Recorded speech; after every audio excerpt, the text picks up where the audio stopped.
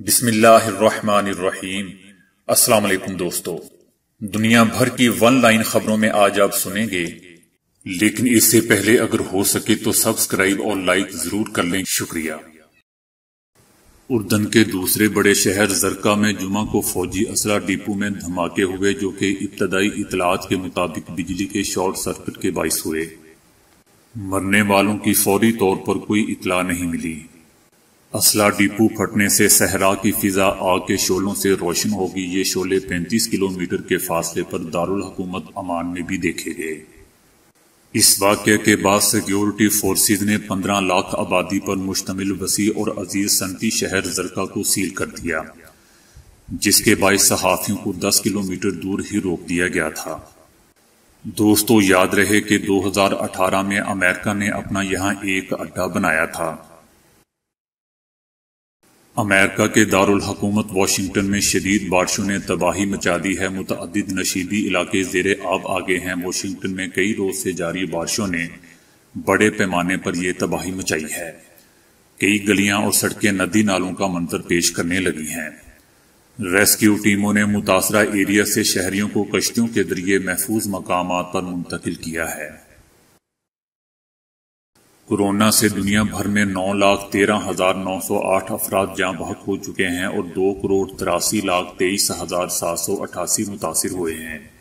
دنیا بھر میں کورونا کے ایکٹیو کیسز 70,70,814 ہیں اور 2,33,09,066 افراد صحت یاب بھی ہو چکے ہیں۔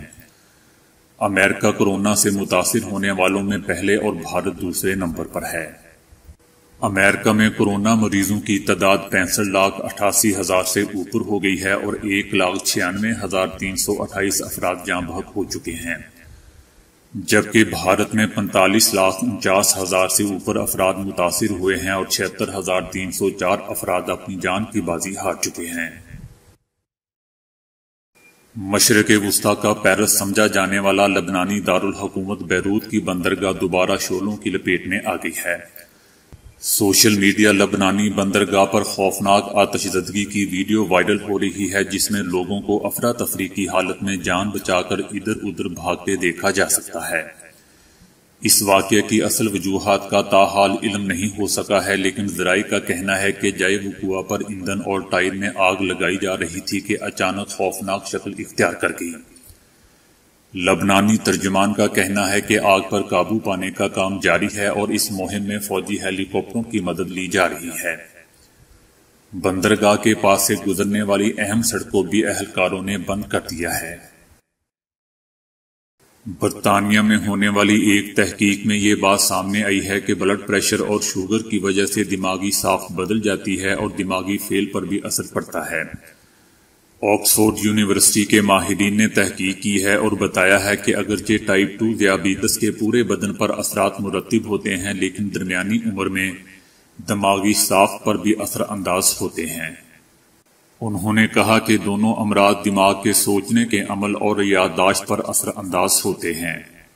ماہرین کا کہنا تھا کہ دونوں امراض دنیا میں عام ہیں اور اس سے آبادی کا بڑا حصہ دماغی کمزوری کا شکار ہو سکتا ہے۔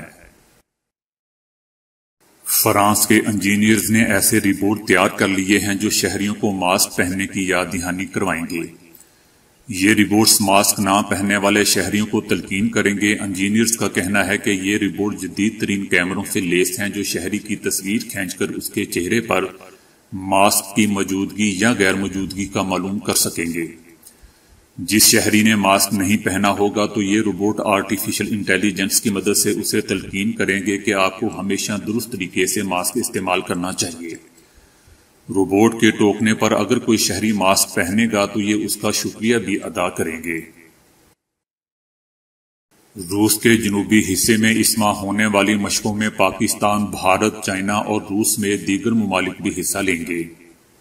مشترکہ مشقوں میں روس اور چائنا کے علاوہ پاکستان، بھارت، ایران، میانمار، بیلاروس اور آرمینیا کے دستے بھی شریک ہوں گے۔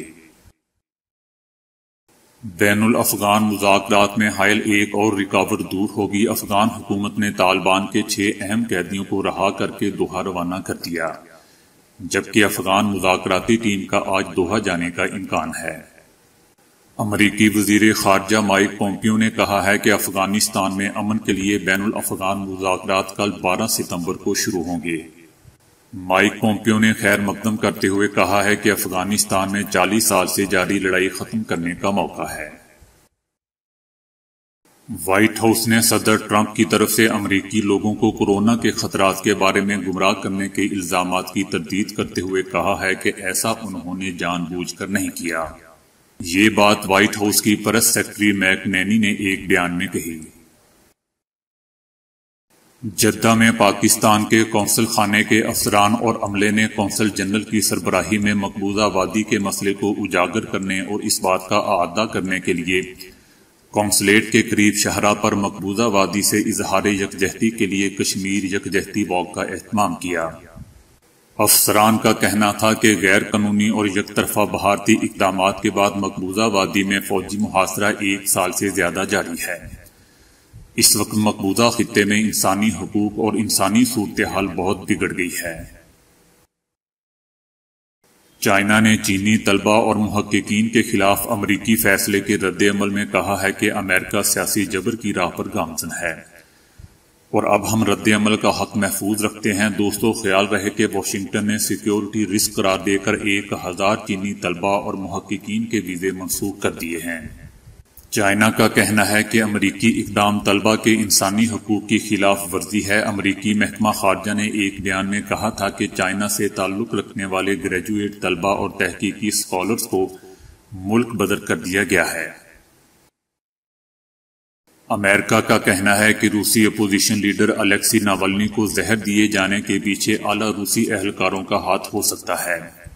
امریکہ کا مزید کہنا تھا کہ یہ اختلاف رائے کو خاموش کروانے کی ایک کوشش ہو سکتی ہے، جبکہ دوسری جانب روس نے ان الزامات کو مسترد کر دیا ہے کہ ناولنی کو ایسے کسی واقعے کے پیچھے ان کے اہلکاروں کا ہاتھ ہو سکتا ہے۔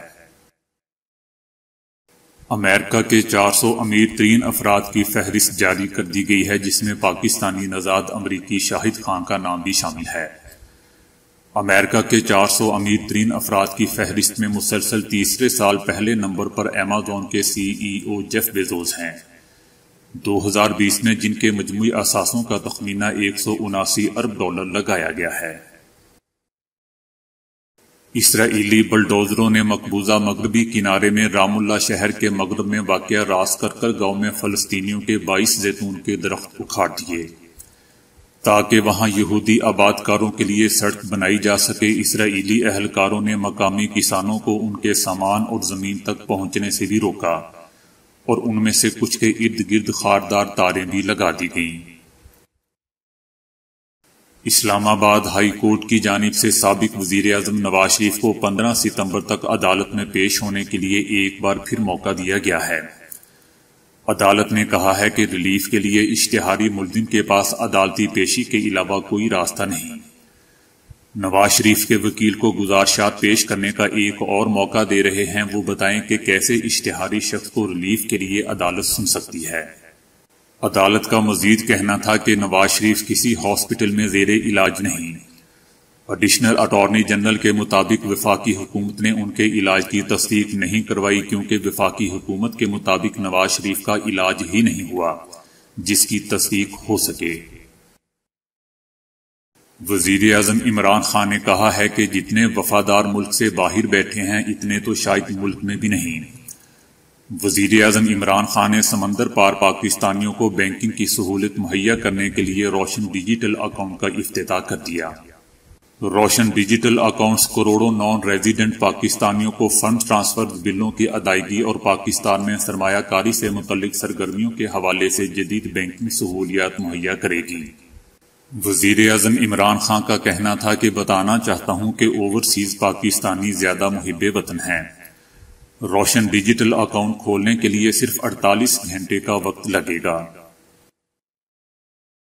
چائنا اور بھارت نے متنازع سرحدی علاقے سے اہلکاروں کو پیچھے ہٹانے اور سرحدی کشیدگی کے خاتمے کے لیے 5 نکاتی ایجنڈے پر اتفاق کیا ہے۔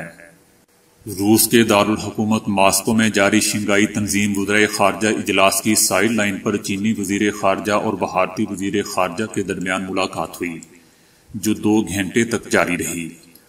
ملاقات میں دونوں ممالک نے سرحدی کشیدگی کے خاتمے کے لیے 5 نکاتی ایجنڈے پر اتفاق کیا۔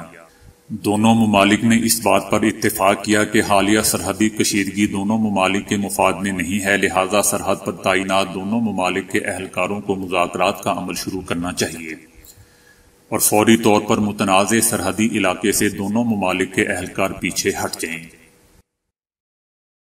روس میں شنگھائی تنظیم کے اجلاس میں تمام رکن ممالک کے وزرائے خارجہ نے جوائنٹ ورکنگ گروپ قائم کرنے پر اتفاق کیا ہے۔ BRI اور سی پیک کے منصوبوں پر تمام رکن ممالک متفق تھے ماسوائے بھارت کے۔ 7 وزرائے خارجہ کا جھکاؤ ایک طرف اور بھارت کا الگ، بہرحال سب نے اس کا نوٹس لیا۔ خاصی بحث کے بعد چائنا کا نقطۂ نظر تسلیم کیا گیا اور نہ چاہتے ہوئے بھی بھارت بالآخر مان گیا۔ جنوبی افریقی حکومت کی جانب سے کرکٹ بورڈ کے معاملات اپنے ہاتھ میں لینے کے بعد کرکٹ ٹیم کا انٹرنیشنل سٹیٹس ایک بار پھر خطرے میں پڑ گیا۔ حکومتی دخل اندازی کے باعث جنوبی افریقی کرکٹ ٹیم پر پابندی لگ سکتی ہے۔ دوستو، ICC قوانین کے مطابق کرکٹ چلانے والے بورڈ کے معاملات میں حکومتی دخل اندازی نہیں کی جا سکتی۔ دیر نکویو انڈر گراؤنڈ سٹی کے نام سے مشہور شہر ترک دارالحکومت استنبول سے تقریباً 750 کلومیٹر جنوب مشرق میں واقع ہے۔ یہاں ایک وسیع زیر زمین شہر کے آثار قدیمہ موجود ہیں جو تقریباً 2500 سال پرانے ہیں۔ یہ شہر 6 منزلہ ہے جو زمین سے 200 فٹ گہرائی میں پھیلا ہوا ہے اور یہاں کسی زمانے میں 20,000 لوگ رہا کرتے تھے۔ اس شہر کے گلی کوچے، دکانیں اور مکانات سب کے سب زیر زمین ہیں۔ دوستو، دلچسپ بات یہ ہے کہ اس زیر زمین شہر میں مال مویشیوں اور دوسرے پالتو جانوروں کے لیے بھی الگ جگہیں بنائی گئی تھی، جبکہ تازہ ہوا کے گزرنے کا بندوبست بھی کیا گیا تھا۔ یہاں سیڑھیوں اور چبوتروں کا ایک جال پھیلا ہوا ہے جو منزل بے منزل نیچے اترتا چلا جاتا ہے۔ بازنطینی دور حکومت میں اس شہر کو عروج حاصل ہوا، جسے بازنطینیوں نے 8ویں سے 12ویں صدی عیسوی تک عرب مسلمانوں کے حملے سے بچنے کے لیے اس کو خوب استعمال کیا، جبکہ اسی دوران یہ شہر سرنگوں کے راستے دوسرے قریبی زیر زمین شہروں سے بھی ملایا گیا۔ آج سے 50 سال پہلے یہ شہر سیاحوں کے لیے کھول دیا گیا تھا اور آج یہ ترکی کے اہم اور تاریخی آثار قدیمہ میں شمار ہوتا ہے۔ تو دوستو، آج کے لیے اتنا ہی۔ ویڈیو کو لائک اور شیئر کرنے کا بہت بہت شکریہ۔